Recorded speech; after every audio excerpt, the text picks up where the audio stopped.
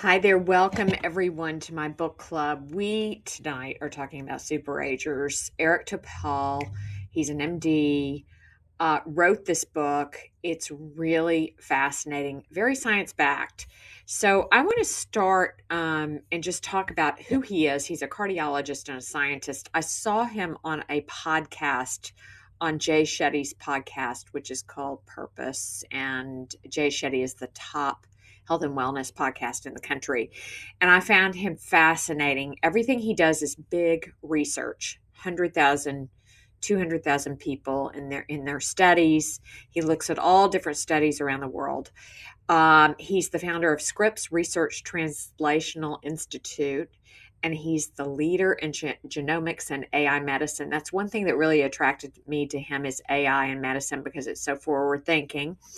And then his focus is really on extending health span, not just your lifespan. So talking about the prevention aspects of your life that can help you live a long and healthy life. Before we get started, I want to talk about why we age, the hallmarks of aging. He touches on this in the third section of the book. And what I love about Super Agers is that it shows us how lifestyle choices directly influence many of these processes. The first hallmark of aging is called disrupted hormone and nutrient signaling. And what that means is as we age, the body becomes less responsive to key signaling pathways like insulin, growth hormone, and mTOR. mTOR is the signaling for proteins. This dysregulation contributes to metabolic dysfunction, muscle loss, and increased disease risk. So that's the first factor. The second one is DNA damage and mutation. So over time, our DNA, which you have your own DNA, everyone has their original DNA. This DNA accumulates damage from environmental exposures, oxidative stress, and replication errors. So when repair systems weaken, mutations build up and increase cancer and chronic disease risk. The third hallmark of aging is called telomere shortening. Telomere shortenings are protective caps at the end of your chromosome. Each time cells divide, they shorten. So when they become too short, cells stop functioning and properly and die. So we really want to take care of our telomeres as well. And then damaged proteins is the loss of proteostasis. And cells constantly produce and recycle proteins. With aging, misfolded or damaged proteins accumulate, contributing to neurodegenerative diseases like Alzheimer's and Parkinson's. Epigenetic damage is our fifth one.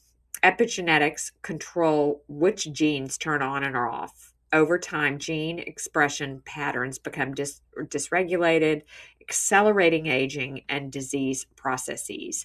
You have the choice when it comes to epigenetics. You can't change your DNA, but you can certainly change what keys are played. And that's how many people look at that. If you have a strong lifestyle that is focused on healthy prevention, you're probably playing the right chords for your epigenetics, and so you're feeling healthy. Zombie cells, these are called senescent cells. These are cells that stop dividing but don't die. They release inflammatory chemicals that damage nearby healthy tissue and contribute to chronic disease. And then the seventh one is called depleted energy mitochondrial dysfunction. And your mitochondria are the cell's power plants. That's your energy level. As they weaken, energy production declines, leading to fatigue, muscle loss, and organ dysfunction. Very important to take care of your mitochondria. There's lots of ways to do it. There has been some studies with hot saunas and cold plunges. One of the medicinal foods out there is mushrooms, and mushrooms tend to do what's called uncoupling of mitochondria, and that's been studied quite a bit. And that means that your mitochondria will reproduce as you keep your regular mitochondria in place. So that is a good thing. Poor gut health. Oh gosh, this is something. Aging changes the gut microbiome. significantly. It reduces beneficial bacteria and increases inflammation.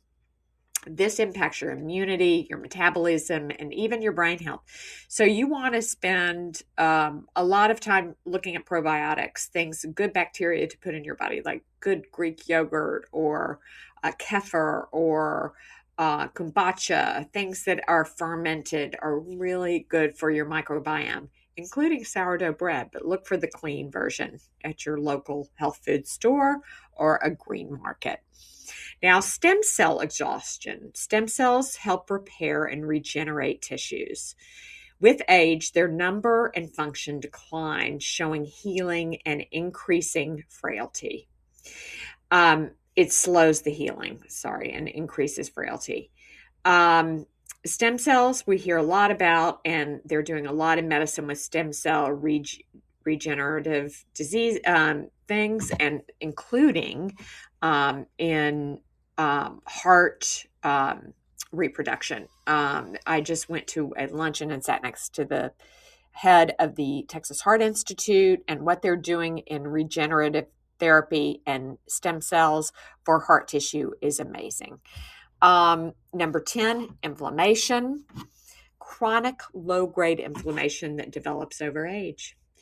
It is a major driver of heart disease, diabetes, dementia, and many other age-related conditions.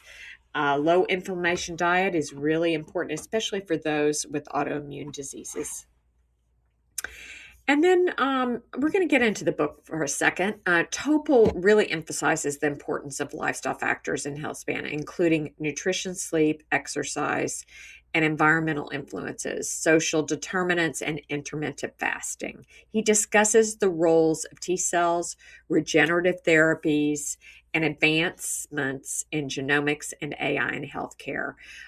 He has a keen eye focus on AI in healthcare, which I really think is very interesting in this book.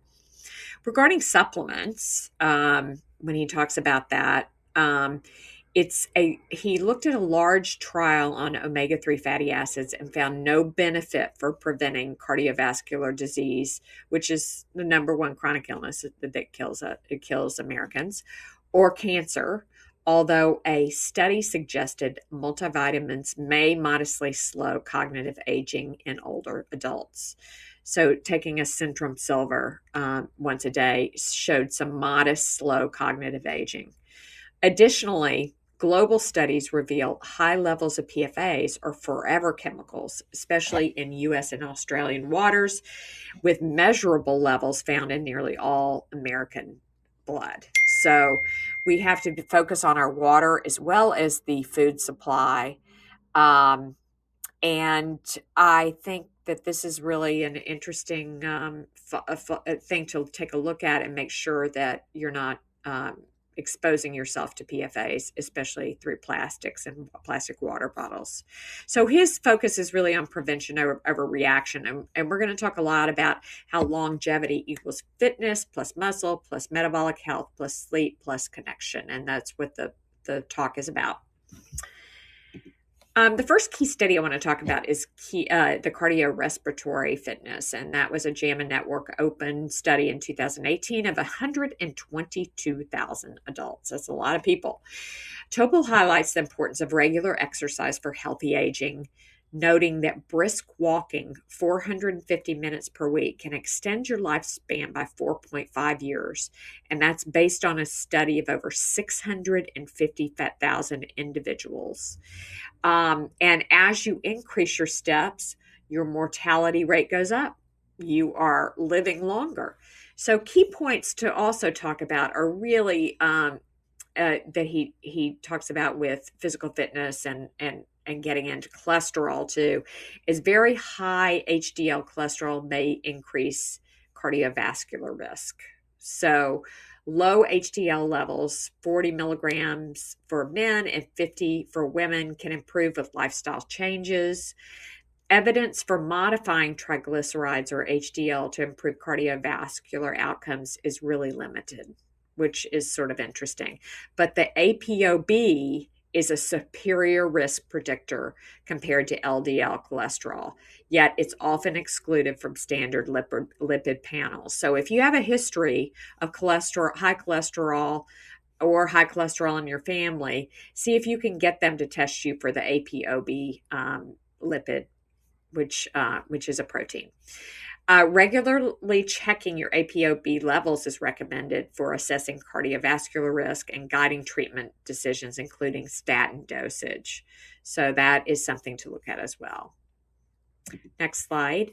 The key study was on muscle strength, and this was from a Lancet study from 2015 of 139,000 individuals. Muscle mass and strength decline after age 50, with men losing about 33% and women about 26% between 60 and 90. Preserving core strength is vital for posture, mobility, and reducing back pain. Resistance training for just 60 minutes a week can lower all-cause mortality by 25% and offers additional benefits like improved cardiovascular health, sleep quality, and mental well-being. He does talk about grip strength in this study, and the grip strength is directly linked to mortality reduction. Even small increases can be beneficial, but stays somewhat linear compared to strength training, which is on a curve. Various grip strength types include crush, support, and pinch. Additionally, prolonged sitting is associated with a higher all-cause and cardiovascular mortality, emphasizing the need for increased physical activity and reduced sitting time. So it's really good to look at your Apple Watch when it tells you to stand up, stand up. Very good for you. BMI is a flawed metric for assessing muscle and fat composition. We should really be measuring muscle mass. And one thing that I do is I have a withing scale, which measures my visceral fat, my muscle, and my regular fat. Exercise is brain protection. The Alzheimer's Association advocates for early screening, suggesting individuals with a positive p-tau217 blood test can be classified as Alzheimer's stage 1. High-risk groups include APOE genotype carriers.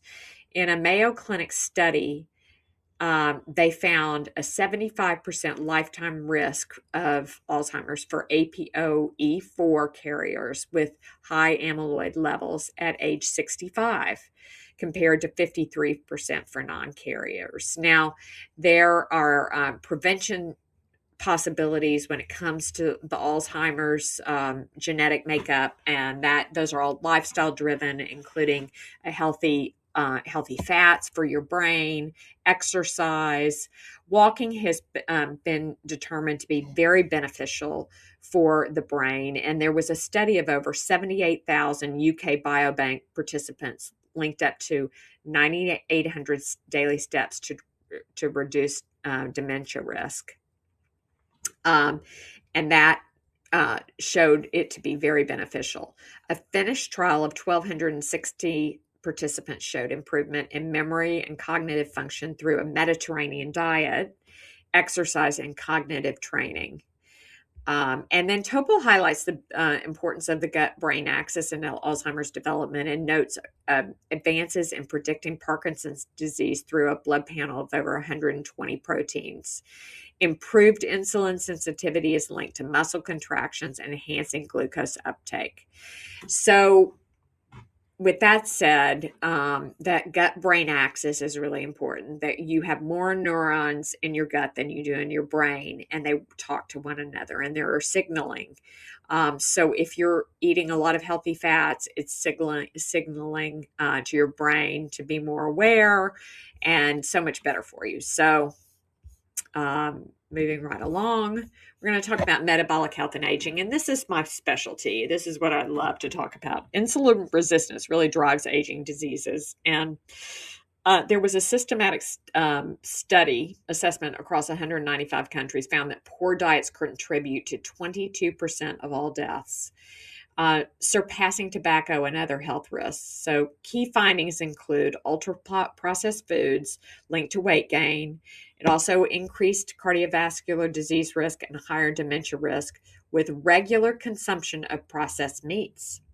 Sugary beverages were associated with a 24% increase in all cause mortality in individuals aged 45 and older. And then a high glycemic index diet of over 137,000 people, it showed a 25% increase in cardiovascular deaths linked to such diets, emphasizing the importance of unprocessed carbs. Dairy consumption was linked to a 22% reduction in cardiovascular disease and a 17% decrease in all-cause mortality, with yogurt and hard cheese having the best outcomes. So that yogurt is twofold. It will help with, your insulin resistance as well as your probiotic and build up your gut. Plant-based diets were associated with higher mortality rates compared to meat eaters. No surprise there, really. I mean, plant-based diets are the way to go. The blue zones, they eat very little meat and a lot of wild fish. Wild fish and olive oil consumption linked to lower all-cause mortality. Be careful of farm fish because farm fish are in the waters and there's lots of plastics, and that's why we suggest eating wild fish, especially wild salmon. Very good for you. Intermittent fasting, there was no conclusive evidence of increased longevity. Early dinners and avoiding calories before bed are highly recommended. So giving your body a break from 12 to 14 hours was considered a good way to live a longer life. Cancer risk reduction in foods included eating a lot of vegetables rich in isothiocyanate, which is, I don't know why they make up these words that are so, but these are cruciferous vegetables like broccoli, Brussels sprouts, also lycopene in tomatoes, and high fiber foods like legumes and nuts, antioxidant rich berries and garlic. Overall, a balanced approach focusing on whole, unprocessed foods is advocated for better health outcomes. Moving right along to sleep and brain health. Poor sleep is linked to dementia and heart disease, and that has been studied widely. Sleep regulates your inflammation and your glucose, and it's recommended to have 7 to 8 hours. A study involving nearly 500,000 UK biobank participants found that around 7 hours of sleep is optimal. Each hour of sleep below this threshold increases cardiovascular disease risk by 6%, while each hour above it raises risk by 12%. To enhance sleep health, recommendations include increasing physical activity, reducing alcohol and caffeine, maintaining a consistent sleep schedule, timing meals appropriately, optimizing natural light exposure, and avoiding late night screen time. While melatonin supplements have limited support for sleep initiation, they may help reduce jet lag.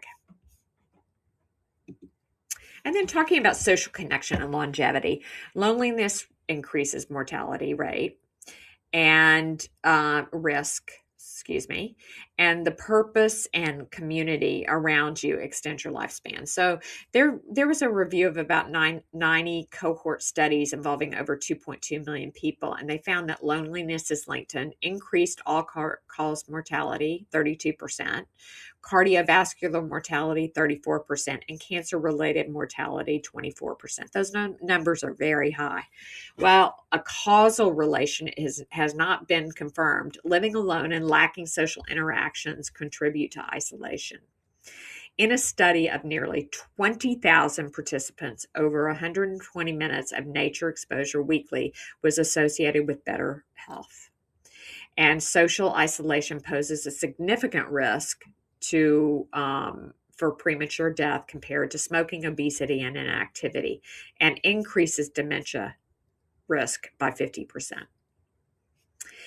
An example that was used in this book is Mrs. LR, who, after losing her husband at 94, felt lonely and depressed.